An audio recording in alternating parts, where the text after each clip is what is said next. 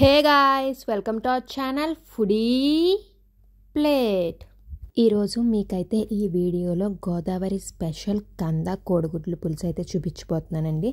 మీలో ఎంతమంది ఈ కాంబినేషన్ ట్రై చేశారు కింద కామెంట్ సెక్షన్లో చెప్పండి. నాకు తెలుస్తుంది అప్పుడు ఓన్లీ గోదావరిలోనే ఈ స్టైల్ కాంబినేషన్ చేసుకుంటారు అని నేను అనుకుంటున్నాను. సో లేదు, బయట వేరే స్టేట్స్ వాళ్ళు కూడా చేసుకుంటున్నారా లేదా అన్నది అయితే నాకు తెలుస్తుంది. సో పక్క కామెంట్ చేయండి నాకు, ఒకవేళ మీరు ఎప్పుడైనా ట్రై చేసి ఉంటే. సో చాలా టేస్టీగా ఉంటుంది.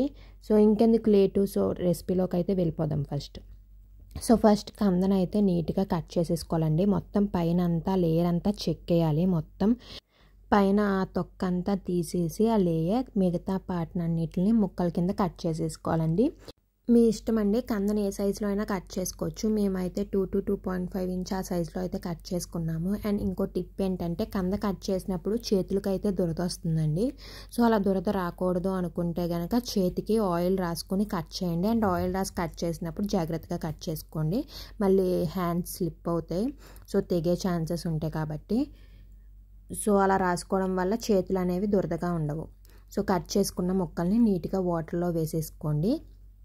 వాటర్లో వేసేసుకుని మొత్తం అన్ని ముక్కలన్నీ కట్ చేసేసాక ఒకసారి వాష్ చేసేసుకొని పక్కన పెట్టేసుకోండి.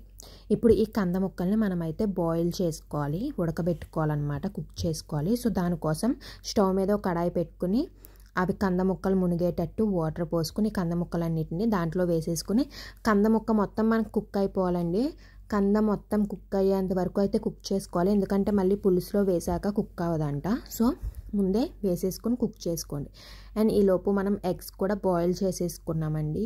అది ఇంకా ప్రాసెస్ చూపించలేదు, అందరికీ తెలిసిందే కదా అని. ఎగ్స్ బాయిల్ చేశాక అవి కొంచెం కూల్ డౌన్ అయ్యాక పీల్ చేసేసుకుని ఇలా నాట్లు పెట్టుకున్నాము, లైక్ రౌండ్గా. అండ్ పైన అలా నాట్లు పెట్టుకోవడం వల్ల ఏంటంటే పులుసు అది పీల్చుకుని టేస్ట్ బాగుంటుంది.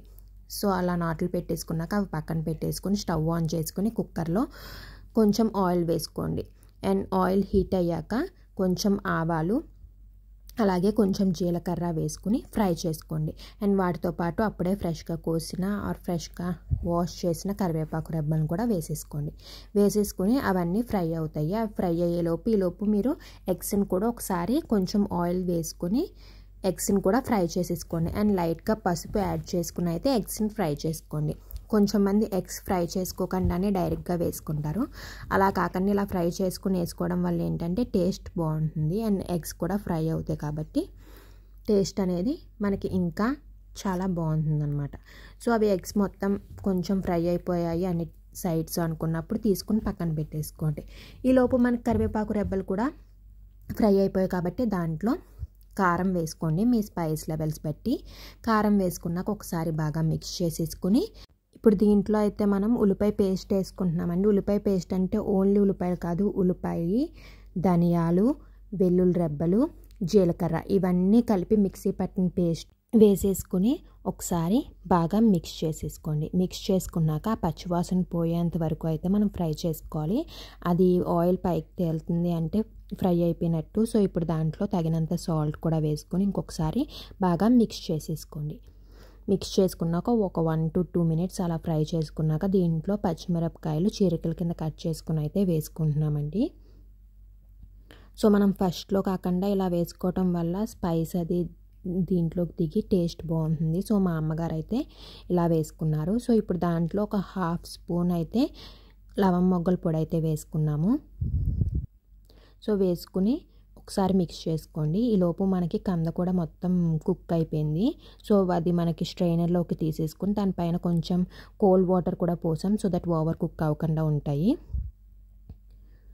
సో ఇప్పుడు ఆ కంద ముక్కల్ని ఈ పేస్ట్లోకి వేసేసుకోండి, కుక్కర్లో వేసేసుకొని ఇప్పుడు జాగ్రత్తగా పైకి కిందకి మిక్స్ చేసుకోండి. ఎందుకంటే కంద ఆల్రెడీ మనకు కుక్ అయిపోయింది కాబట్టి ఎక్కువ మిక్స్ చేసేస్తే అవి పేస్ట్ అయిపోతాయి పీసెస్. సో జాగ్రత్తగా మిక్స్ చేసుకోండి. అవి వేసేసుకున్నాక ఎగ్స్ ఫ్రై చేసి పెట్టుకున్నాం కదా, అవి కూడా వేసేసుకోండి. వేసేసుకున్నాక ఇప్పుడు దీంట్లో అయితే మనం చింతపండు గుజ్జు అయితే వేసుకుంటున్నామండి పులుపు కోసం. మా ఇంట్లో ఆల్రెడీ రెడీగానే ఉంటుంది, మీకు ముందు వీడియోస్లో కూడా చెప్పాము. ఒక 2 to 3 కర్రీస్కి మా మదర్ ముందే ప్రిపేర్ చేసుకుని పెట్టుకుంటారు. సో అది కూడా వేసేసుకుంటున్నాము. సో ఒక 3-4 గరిటెలు చింతపండు గుజ్జు వేసుకుని ఇప్పుడు ఎక్స్ట్రా వాటర్ అయితే యాడ్ చేసుకుంటున్నాము. ఎందుకంటే ఇది పులుసు కాబట్టి మనకి లిక్విడ్ కన్సిస్టెన్సీలో ఉండాలి కాబట్టి మీకు ఎంత లిక్విడ్ కన్సిస్టెన్సీలో కావాలి అనుకుంటే అంత వాటర్ యాడ్ చేసుకోండి. వాటర్ యాడ్ చేసుకున్నాక ఇంకొకసారి బాగా మిక్స్ చేసుకోండి సో దట్ అన్ని ఇంగ్రీడియంట్స్ మిక్స్ అవుతాయి. సో ఇప్పుడు దీంట్లో ఏంటంటే మనం కొంచెం బెల్లం వేసుకుంటున్నామండి, చాలా తక్కువ, మీకు చూపిస్తున్నాను కదా లైట్గా బెల్లం వేసుకుంటున్నాం. బెల్లం వల్ల ఏమీ స్వీట్ అయితే వచ్చేదు, కానీ టేస్ట్ కొంచెం డిఫరెంట్గా ఉంటుంది. బెల్లం వేసుకోవడం వల్ల ఆ చింతపండు వగరు అది లేకుండా ఉంటుంది, అందుకే బెల్లం వేసుకుంటున్నాము. మీకు అది కూడా వద్దు అనుకుంటే బెల్లం స్కిప్ చేసేయండి. మేము వేసిన బెల్లం వల్ల అయితే స్వీట్ ఏమీ రాదు, ఈ పులుసు స్వీట్గా అయితే ఏమి ఉండదు. సో దాంట్లో ఇప్పుడు సాల్ట్ అది సరిపోయిందా లేదా చూసుకుని, సాల్ట్ ఏమన్నా తక్కువైతే యాడ్ చేసుకోండి. మాకు తక్కువైంది సో మేము యాడ్ చేసుకుని కుక్కర్ లిడ్ అయితే క్లోజ్ చేసేసి 5 విజిల్స్ వచ్చేదాకా అయితే కుక్ చేసుకోండి. 5 విజిల్స్ వచ్చాక స్టవ్ ఆఫ్ చేసుకుని కొంచెం సేపు అయ్యాక విజిల్ తీస్తే చూసారుగా మనకి పులుసు అయితే రెడీ అయిపోయింది. సో మీకు ఇంకా దగ్గరికి రావాలి కన్సిస్టెన్సీ అనుకుంటే ఇంకొకసారి స్టవ్ మీద పెట్టుకుని కుక్ చేసుకోండి. మీకు కావాల్సిన కన్సిస్టెన్సీ వచ్చేంత వరకు అయితే కుక్ చేసుకోండి. మాకు ఈ కన్సిస్టెన్సీ సరిపోతుంది. సో ఇంకా మేమైతే సర్వింగ్ బౌల్లోకి తీసేసుకున్నాం. ఈ పులుసు అయితే వేడి వేడి అన్నంలో అప్పటిప్పుడు చేసుకున్న వెన్న వేసుకుని పులుసు కలుపుకుని తింటే అబ్బా వేరే లెవెల్ ఉంటుందండి.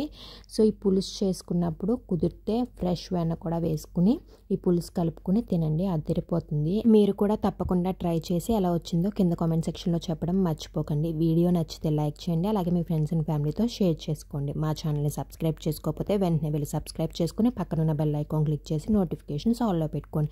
అప్పుడు మేము పెట్టే ప్రతి వీడియో నోటిఫికేషన్ మీకు వస్తుంది, మీరు మిస్ అవ్వకుండా రెసిపీస్ చూసేసి ట్రై చేసేయచ్చు. Thank you for watching. See you in the next video with a new recipe.